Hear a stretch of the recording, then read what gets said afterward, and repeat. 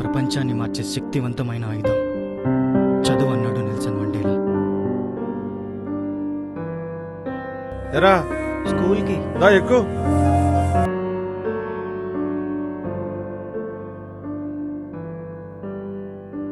చెప్తే వినవు కదరా, అయినా మనకెందుకురా ఈ చదువులు? ఒరే నాన్న, అయినా ఈ చదువులన్నీ డబ్బున్నోళ్ళకేరా, మనలాంటి వాళ్ళకి కాదు. మనలాంటి వాళ్ళు చదవాలంటే ఎవరైనా మహానాయకుడు రావాలి. ఎవరా మహానాయకుడు? నాకు చదువుకోవాలనుంది. నేను పేదరికంలో పుట్టడం నా తప్ప?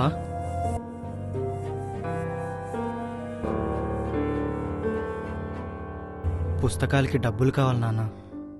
ఇప్పుడు లేవురా. సరే, కొడుక్కి పుస్తకం కూడా కొనివ్వలేకపోతున్నాను. ఏంటో నా బతుకు. ఈ దేశంలో అందరినీ సమానంగా ఓట్లడిగే నాయకులు సమానంగా విద్యందుకివ్వరు. నాలాంటి పేదవాడికి యూనిఫామ్ వేసుకోవాలనుంది, వాళ్ళలాగా షూ వేసుకోవాలనుంది, బ్యాగ్ వేసుకొని స్కూల్కి వెళ్ళాలనుంది. నాకు వాళ్ళలాగా ధైర్యంగా ఇంగ్లీష్ మాట్లాడాలనుంది. నా కలలను నెరవేర్చే నాయకుడు వస్తాడా?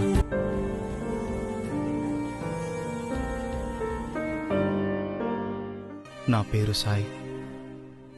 ఇదే నా స్కూల్. చూస్తున్నారుగా, పడిపోయే గోడలు, మురుకు పట్టిన బాత్రూంలు, కనీస అవసరాలు లేని క్లాస్ రూమ్లు.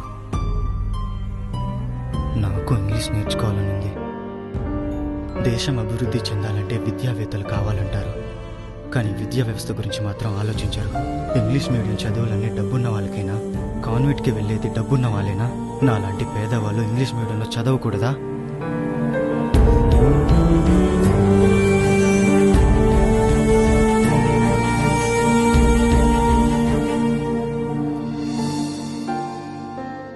ఏం బామ్మ, పింఛన్ తీసుకున్నావా? ఎక్కడా? సర్లే, కోటా బియ్యం కూడా ఇస్తున్నారంట, ఎల్లి తీసుకో. వెళ్ళాను గాని లైన్లో నుంచుని ఎండ సంపేస్తుందని వచ్చేసాను. తిరిగి తిరిగి ఓపికైపోతుంది గాని ఇచ్చే నాదుడు లేడు. మా కర్మ ఎలా ఉంటే అలా జరుగుద్ది. ఏం చేస్తాం మరి, గట్టిగా అడగడానికి సరిపోం. ఇత్తే తీసుకుంటాం, లేకపోతే పత్తులుంటాం. పిల్లలు స్కూల్కి వెళ్ళారా అమ్మా? ఏం స్కూల్లో ఏంటో బామ్మ, మా బతుకులు ఇలా ఏడిసాయి. పిల్లలు ఫీజులు కట్టలేదని ఇంటికి పంపేశారు. డబ్బులు లేక, పిల్లలు బడికి వెళ్ళక నా పిల్లల జీవితాల్ని నాశనం చేసుకున్నారు. నాలా సరికండమ్మా. మీ పిల్లలనైనా బాగా చదివించుకోండి. ఈ గవర్నమెంట్ వాళ్ళైనా మంచిగా ఉంటే బాగుండేది. ఎంతసేపు ఈ ప్రైవేట్ స్కూల్లోలను బాగు చేయడానికే ఆలోచిస్తారు ఈ బాబుగారు. మనలాంటోళ్ళ పిల్లల గురించే ఆలోచించరు. కాంట్రాక్ట్లైనా ఏమైనా ఆ ఉన్నోళ్ళకే ఇస్తారు, మనలాంటోళ్ళకేమి ఇవ్వరు. ఏ రోజుకైనా మా కన్నీళ్లు తుడిసి కట్టాలు తీర్చి మా ఇంటికొచ్చి కోట ఇచ్చే నాయకుడు వస్తాడంటావా? అయ్యో బామ్మ, ఇంటికి తెచ్చి రేషన్ ఇచ్చే నాయకుడొస్తాడా నీ పిచ్చిగాని?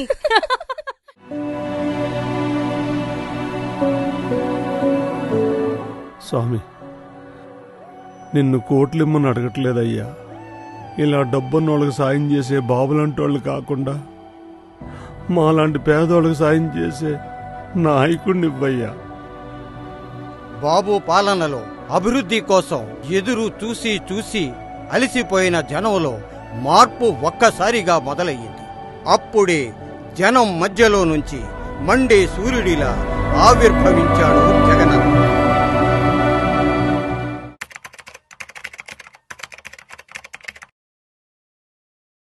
మార్పు మొదలైంది.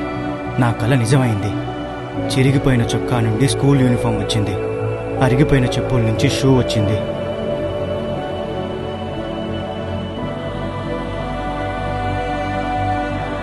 భుజాన బ్యాగ్ వచ్చింది, చదువుకోవడానికి బుక్స్ ట్యాబ్స్ వచ్చాయి. అన్నిటికంటే మించి నాకు ఇంగ్లీష్లో మాట్లాడే ధైర్యం వచ్చింది.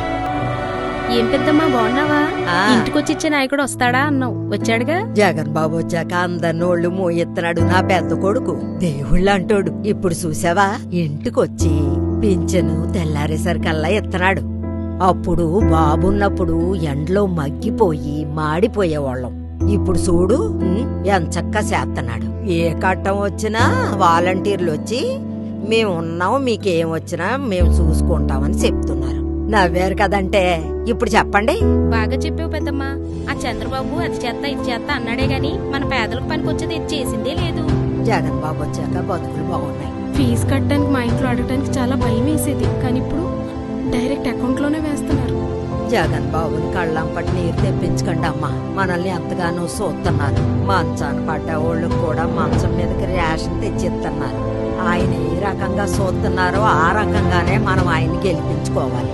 మా జగనన్న స్వయాన నా 2 పిల్లల్ని సొంత మేనమాల చూస్తున్నాడు. ఆ?